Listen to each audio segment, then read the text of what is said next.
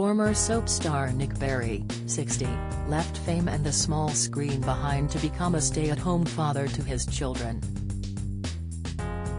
The dad of two is best known for playing Simon Wicks in EastEnders, as well as Nick Rowan in ITV's Heartbeat.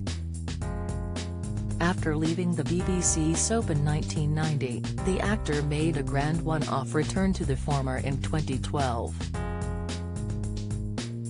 In a special episode, his character attended the funeral of his on-screen mother, Pat Butcher, Pam St. Clement. It was his 466th appearance as Simon. In an interview with Mail Online in 2011, the TV star said that he chose to be a stay-at-home dad to his two children, Louis, now 27, and Finley, 24.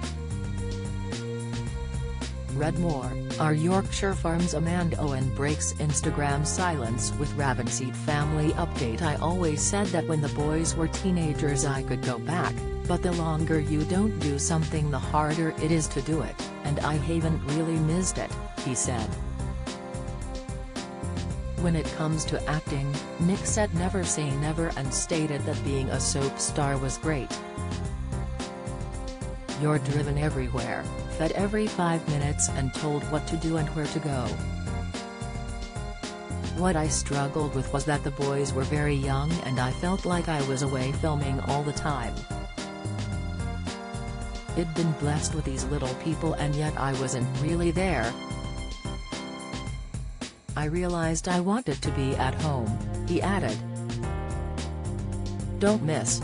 Daniela Westbrook slapped by doctor during nightmare ordeal. Latest, Barry Manilow detailed leaving perfect wife after 1 year of marriage. Report, Graham Norton breaks silence after marrying filmmaker. Comment, the 60-year-old spent 5 years performing on Albert Square followed by a further 6 as Sergeant Nick in Heartbeat.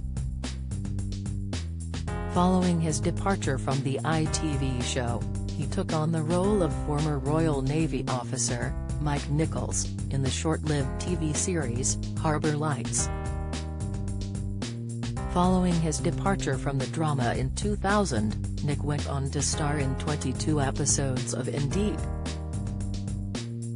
He played Detective Liam Ketman beside Stephen Tompkinson, 57, who portrayed Garth O'Hanlon.